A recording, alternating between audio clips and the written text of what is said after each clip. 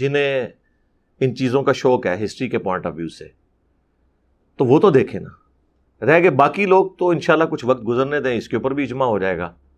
جس طرح سپیکر پہلے آیا تھا تو حرام تھا، پھر آہستہ آہستہ آہستہ مباح ہوا. مباح کا مطلب ہے کہ نہ گناہ ہے نہ ثواب ہے. پھر تھوڑا عرصہ گزرا تو مستحب ہوا کہ یار بہتر ہے سپیکر میں ذرا آواز ٹھیک آتی ہے.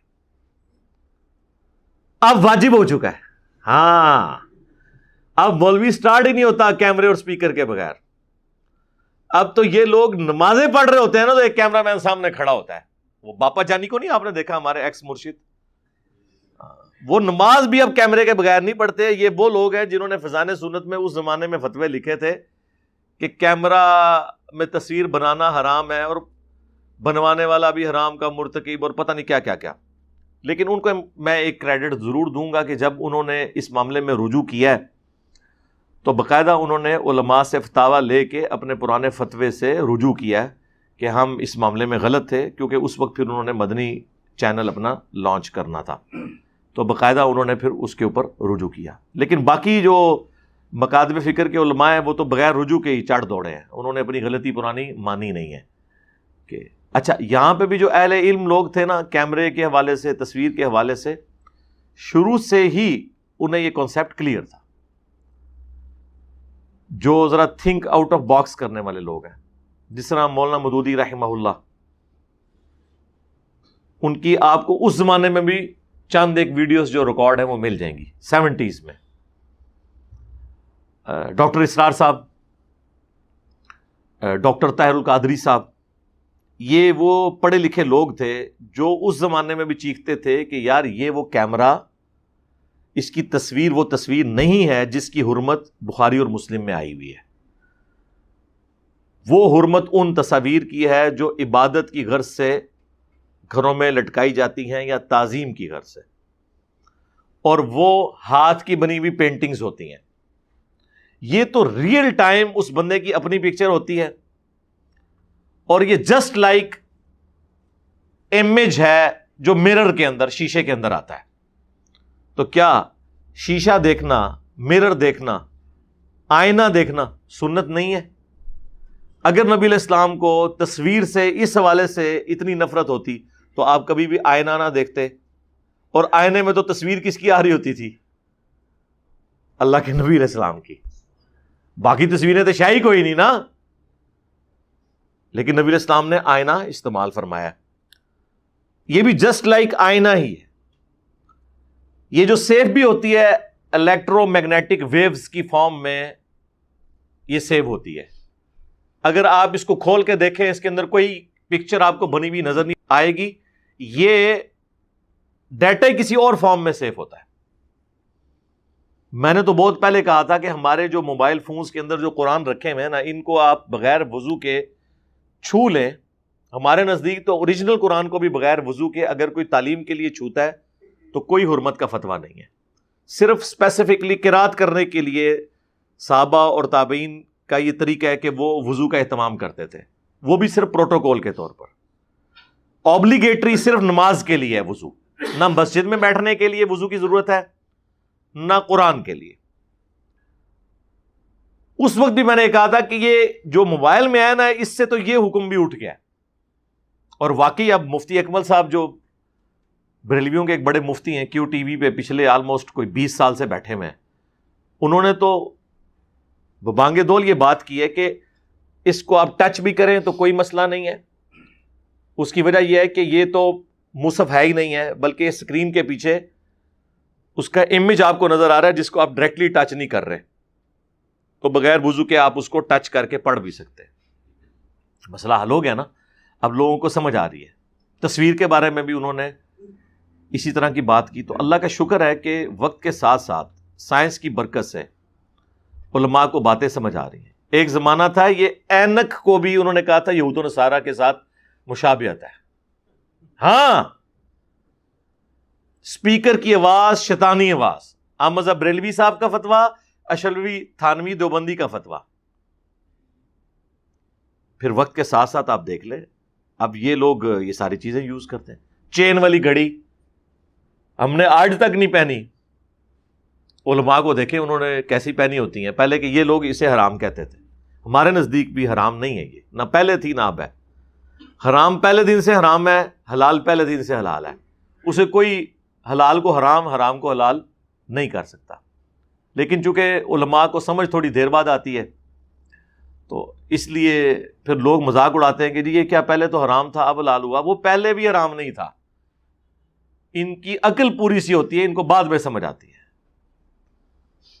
آپ وہ ذرا فتوے پڑھیں نا اسپیکر کے حرام ہونے پہ, آپ سوچ رہے ہوں گے کیا لکھا ہوگا. اس میں انہوں نے ایک ہی پوائنٹ اس میں اڈاپٹ کیا ہے کہ جب آپ اسپیکر کے اوپر نماز پڑھاتے ہیں نا, جو تکبیرات ہیں وہ تکبیر کی آواز جب امام کے منہ سے نکل کے اسپیکر میں جاتی ہے اور ایمپلیفائی ہو کے واپس آتی ہے تو وہ کہتے ہیں وہ پھر آپ اسپیکر کے پیچھے نماز پڑھ رہے ہیں, امام کے پیچھے نہیں پڑھ رہے. اندازہ کریں. یہ انہوں نے پلی لی ہوئی ہے. وہ کہتے ہیں امام کی آواز تو اس وقت تک تھی جب تک کہ کالر مائک تک پہنچی, اس کے بعد مائک میں گئی ایمپلیفائی ہو کے جب آپ کو اسپیکر سے باہر نکلی ہے تو وہ امام نہیں ہے, وہ پیچھے اسپیکر کے. ان بیوقوفوں سے کوئی پوچھے کہ اگر آپ کی لاجک مان لی جائے تو پھر تو اگلے زمانوں میں بھی جتنی نمازیں ہیں وہ فارغ ہیں. اس کی ریزن یہ ہے, یہ مسجد میں جو محراب کا کانسیپٹ آیا ہے یہ کیوں آیا تھا؟ جب تعداد میں لوگ زیادہ ہوں امام مسجد کتنا اونچا قرات کر سکتا ہے, یا تکبیرات انتقال یعنی ایک رکن سے دوسرے میں منتقل ہونے کی تکبیرات کتنا گلا پھاڑ سکتا ہے. مکبر رکھنے پڑتے تھے قرات کی آواز کے لیے. یہ محراب کا کانسیپٹ آیا اور وہ چونکہ سیمی ڈوم تو ہوتا ہے, آپ نے دیکھا ہے اس میں جب امام کھڑا ہوتا ہے نا تو اس کی آواز اتنے حصے میں کنفائنڈ ہو جاتی ہے, وہ ٹکراتی ہے, ایک گونج پیدا ہوتی ہے جسے آپ ایکو کہتے ہیں, اور اس کی وجہ سے وہ پھیلتی ہے. تو آواز تو وہ بھی محراب کی آ رہی ہوتی ہے, بندے کی تو نہیں ہے. بندے کی تو اس وقت تک تھی جب تک وہ ٹکرائی نہیں تھی ڈوم کے ساتھ. ڈوم کے بعد جب اس میں ایکو پیدا ہوئی وہ تو پھر ڈوم کی آواز ہوئی. تو پیچھے اس ڈوم کے, پیچھے اس محراب شریف کے, اور اس سے بھی بڑھ کے اگلے زمانوں کی آپ بڑی مساجد دیکھیں تو اس میں آپ کو چھوٹے چھوٹے ڈومز سینکڑوں کی تعداد میں نظر آئیں گے. یہ آیا صوفیہ جو نبی اسلام کی پیدائش سے بھی پہلے کا بنا ہوا ہے. اس کے مقابلے پہ ایک بلو ماسک بنی ہوئی ہے اس کے, آپ ذرا اس کا ایریل ویو دیکھیں, اس میں ذرا آپ گنبد گنے کتنے زیادہ ہیں. وہ اسی وقت استنبول کے اندر سلطنت عثمانیہ کی جو وہ چلی تھی نا نسل اس کی, سلطان محمد فاتح کی, اس کے 3-4 نسلوں کے بعد ایک بندے نے اس کو تعمیر کیا تھا. سلیمان نام تھا اس کا جس نے وہ تعمیر کی. تو اب اندازہ کریں وہ کئی سو سال گزر چکے ہیں اس مسجد کو. وہ گنبد کیوں ہوتے تھے؟ گنبد اس لیے ہوتے تھے کہ جب امام سینٹر میں کھڑا ہو اور وہ نماز پڑھائے, اس کی آواز اس کے محراب سے اور اوپر والے گنبد سے ریباؤنڈ ہو کے ساتھ والے گنبد میں جائے, اس سے جو ہے وہ ایکو ہو کے اس سے اگلے میں, اس سے ایکو ہو کے اس سے, اور یوں ٹریول کرتی جائے. اس کا آپ نے پریکٹیکل تجربہ کرنا ہے. آپ بادشاہی مسجد لاہور میں چلے جائیں جو آلموسٹ 400 سال تک دنیا کی سب سے بڑی مسجد رہی ہے, جب تک کہ شاہ فیصل مسجد نہیں بن گئی تھی یا حرمین کی توسیع نہیں ہو گئی تھی. 1986 تک وہ دنیا کی سب سے بڑی مسجد رہی ہے.